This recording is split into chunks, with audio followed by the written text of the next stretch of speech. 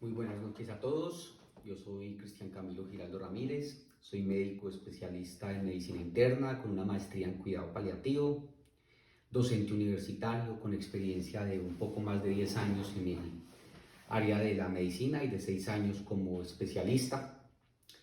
Llevo casi 15 años liderando diferentes asociaciones científicas y gremiales en la región. Y quise hacer este video más como una iniciativa de responsabilidad social y por principios éticos, debido a que estoy ampliamente preocupado y casi que entrando en pánico por la situación del coronavirus o el COVID-19. Creo que aún hay mucha indiferencia en la comunidad, por lo cual quiero dirigirme a ustedes para explicarles una forma muy didáctica la situación. ¿Y qué es lo que pasa con esta enfermedad? ¿Qué es el COVID-19? El COVID-19 es una neumonía muy severa que genera la muerte y que es generada por una partícula muy chiquitica, microscópica, que es un virus, que lo que hace el virus es multiplicarse o reproducirse en nuestro organismo, destruyendo las células pulmonares y generando este cuadro respiratorio tan severo. Hace 3 meses, cuando empezó la infección, lo confieso, yo mismo menosprecié la enfermedad. Yo mismo dije que era una simple gripa, que generaba una mortalidad muy baja y que no deberíamos por qué preocuparnos, que había probablemente intereses ocultos que estaban generando la enfermedad y que estaban buscando era una forma de enriquecer industria farmacéutica o cosas así a costa de un virus que no era pues tan delicado. Sin embargo, con el paso de las semanas y el tiempo me he dado cuenta de que estaba equivocado, que la situación a nivel mundial es crítica y que es algo que no veíamos hace un poco más de 100 años en el mundo y que lastimosamente está generando un vilo y en riesgo la sociedad como la conocemos en este momento y todo el mundo y toda la economía mundial tal cual como la conocemos está casi que en jaque. ¿Pero por qué? Porque es una enfermedad demasiado contagiosa. Y como pueden ver en la gráfica, ahí está la diferencia entre una gripa normal y el COVID-19 del coronavirus. El coronavirus tiene un R0, un índice de contagio de 3. ¿Qué quiere decir eso? Que si yo tengo coronavirus, yo puedo contagiar a 3 personas aproximadamente. Cada una de esas 3 personas a otras 3 personas. A diferencia de la gripa, en la cual una persona con gripa contagia máximo a otra persona con gripa. Entonces la velocidad de diseminación de la gripa es mucho más rápida por el coronavirus y por eso es que en tan poquitos días se ha contagiado tantos miles y cientos de miles de personas a nivel mundial. Y ahí es cuando ese porcentaje tan chiquito que lo veíamos del 3% se vuelve algo mucho más grande. ¿Y qué quiere decir esto? Hagamos cuentas de que en Colombia, como dice Angela Merkel, la presidenta de Alemania, o Donald Trump de Estados Unidos, se infectan el 60-80% de las personas. En Colombia más o menos somos 50 millones de personas. Si nos infectamos el 70% serían 35 millones de personas infectadas. El 3% de 35 millones de personas es 1 millón de muertos. Bueno, ahí uno abre los ojos. Diferente un 3%, que suena muy bajito, a 1 millón de muertos. ¿Qué haríamos con 1 millón de muertos en Colombia? Pero veamos las cosas también un poco antes, porque uno dice, bueno, ya se murió, ¿cierto? Y el que se murió, se murió. Pero es que el 20% de los infectados van a necesitar estar en un hospital. Y el 20% de 35 millones son 7 millones de colombianos. ¿Saben cuántas camas hospitalarias hay en Colombia? 86.000 aproximadamente. Y serían 7 millones los que van a necesitar hospitalizarse. ¿Dónde los vamos a ubicar? Y de esos 7 millones que necesitan hospitalizarse, más o menos 170.000 van a necesitar respiradores o estar en una unidad de cuidado intensivo con un respirador que le ayude a uno a respirar, porque el virus genera patología pulmonar o afectación pulmonar. ¿Saben cuántas camas de unidad de cuidado intensivo hay en Colombia con respirador? 5.300. Entonces, ¿qué vamos a hacer con esas 165.000 personas que no van a tener acceso a unidad de cuidado intensivo? Y muchos dirán, bueno, no, pero es que eso no se van a enfermar todos al mismo tiempo.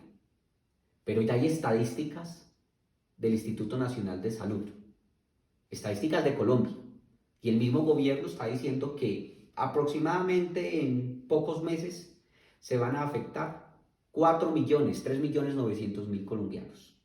Y de esos 3.900.000 van a estar en estado crítico 550.000 colombianos. Tenemos apenas 88.000 camas para 550.000 colombianos. De esos 4 millones de colombianos, el 5%, es decir, 200.000, van a necesitar unidad de cuidado intensivo. Tenemos solamente 5.300 camas en unidad de cuidado intensivo. ¿Qué vamos a hacer?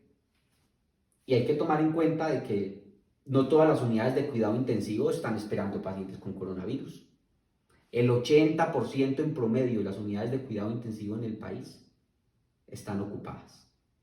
Es decir, para esos 200.000 casos, según las estadísticas del gobierno nacional, que van a necesitar una unidad de cuidado intensivo, solamente hay 1.060 camas. ¿Cuántos muertos vamos a tener? ¿Cómo vamos a hacer para atenderlos? ¿Cuál va a ser el impacto económico y social de esos 550.000 colombianos en estado crítico? O en el peor de los casos, esos 7 millones de colombianos que van a necesitar estar hospitalizados porque están enfermos. 7 millones de colombianos menos que están trabajando, que van a necesitar incapacidad. 7 millones de colombianos que van a necesitar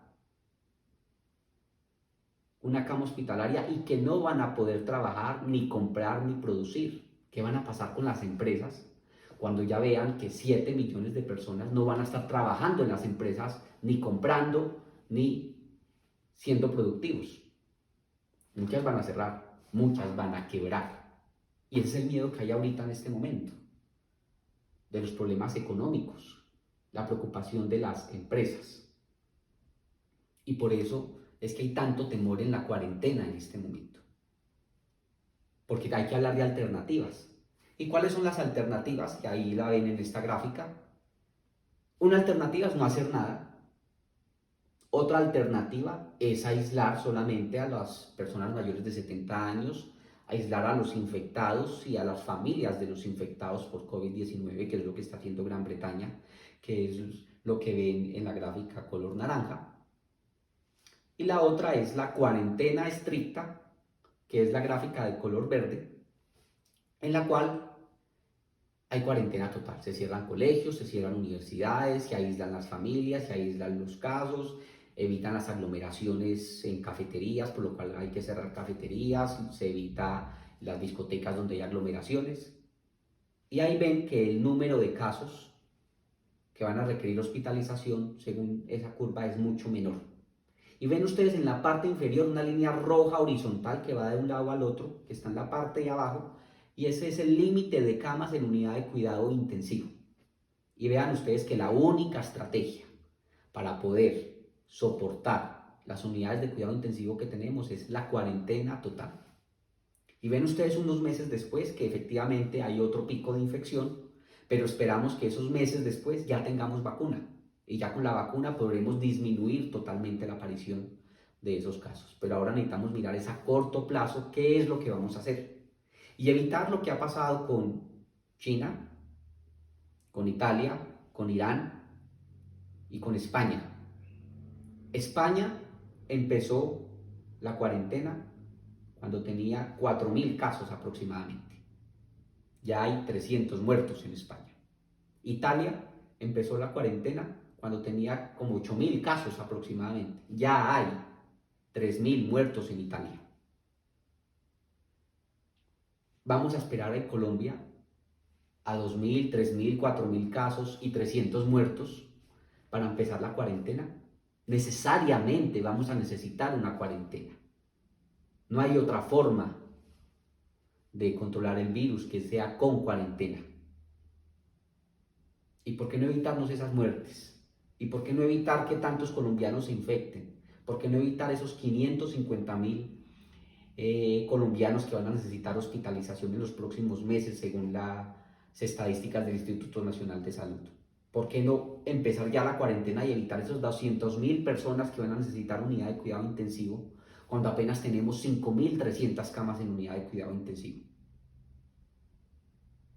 Sabemos que el impacto económico del trabajador informal, del que trabaja por turnos en una cafetería, del que vende verduras en la calle, va a ser muy grande. Pero va a ser mayor y peor el impacto económico si esperamos a que sean muchos los enfermos, muchos los infectados y muchos los muertos. Y eso es lo que tenemos que concientizarnos todos. Y por eso es que ya estoy casi que entrando en pánico por la indiferencia que hay de muchas personas y del gobierno nacional que conoce toda esta situación. Y es que debemos comprender que hay prioridades en la vida. Y la prioridad es la salud y la vida. Si no hay personas vivas, si no hay personas saludables, no va a haber producción de dinero, no va a haber plata. Y en este momento estamos priorizando el dinero y la parte económica sobre la salud y sobre la vida. Y es que es la salud nuestra, es nuestra vida, es la salud de nuestros hijos, es la salud de nuestros amigos, es la vida de nuestros amigos.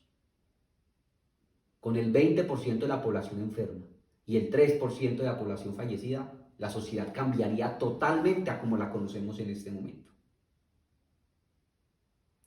Así que yo toda la vida he sido una persona diplomática, he sido una persona que he intentado seguir el conducto regular. Todas las sociedades médicas a nivel nacional nos hemos manifestado, le hemos enviado cartas al presidente de la República, al Congreso, a senadores, solicitando la intervención inmediata para prevenir que más personas se contagien. Necesitamos prevenir la enfermedad y la única forma de prevenirla es evitar el contagio. ¿Y cómo evitamos el contagio? Evitar que las personas estén en la calle expuestas al virus. Evitar saludar de mano, evitar o hacer estrategias como lavarnos las manos continuamente, limpiar nuestras casas continuamente, pero evitar que nos infectemos. Porque hay que tomar en cuenta dos aspectos con el diagnóstico de COVID-19. El primero, cuando la enfermedad es leve, es decir, cuando uno tiene la gripita, la tosecita normal, solamente diagnosticamos el 60% de los casos.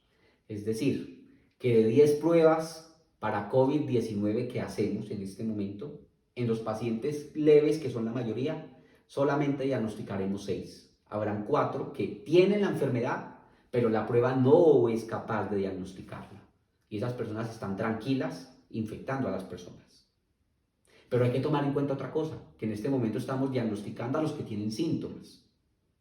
Pero hay un gran número de personas que no tienen síntomas y que tienen la enfermedad. Y que 2, 3 días antes de aparecer los síntomas ya están infectando a las otras personas, como lo ven en la gráfica.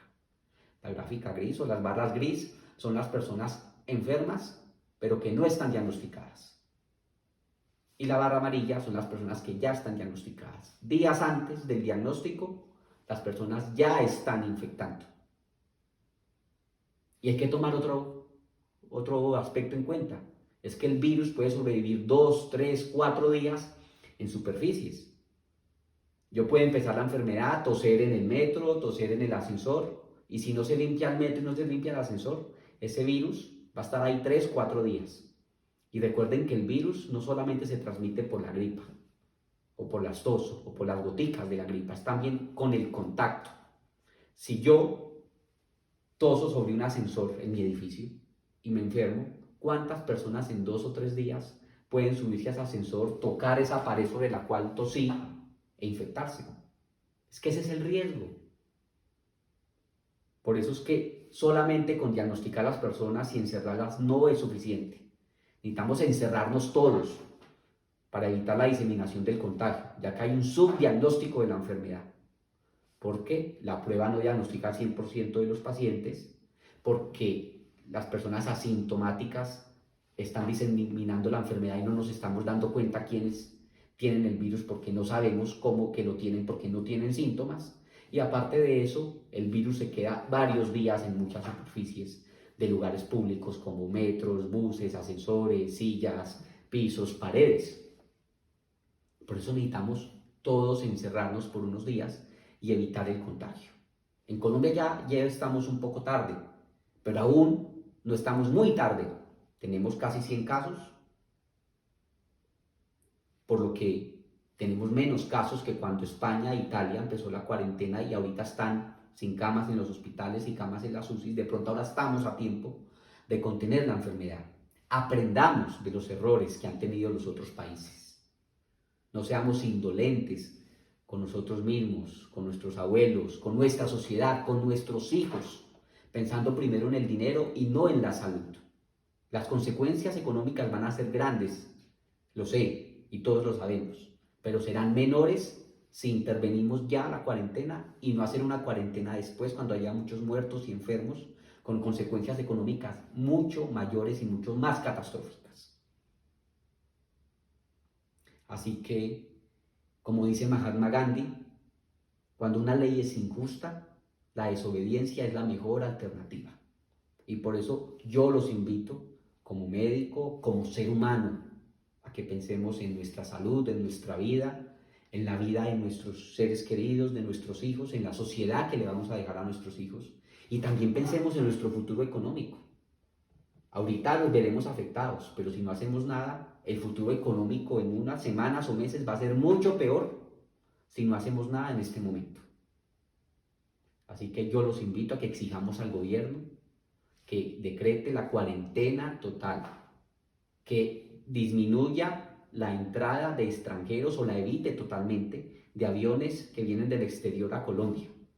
Y si vienen colombianos a nuestro país, que garantice y les exija la cuarentena de 14 días bajo el control del gobierno. Exijámoslo, por favor. Viralicemos este video compartámoslo a familiares, amigos, conocidos, a periodistas que conozcamos, a congresistas, a políticos, a medios de comunicación, a todo el mundo. Necesitamos que todo el pueblo le exija al gobierno qué es lo que debe hacer por nuestro bienestar, no lo que le parece al presidente, no lo que le parece a las grandes empresas del país, es lo que la sociedad necesita. Recuerde que el pueblo es superior a sus gobernantes. Los gobernantes se deben a nosotros, los ciudadanos, y nosotros debemos darle la ruta al gobierno sobre lo que debe actuar sobre nuestro bienestar. Así que, por favor, ayúdenme con la difusión de este importante mensaje. Es por la vida de todos, es por la seguridad de todos. Muchas gracias y buenas noches.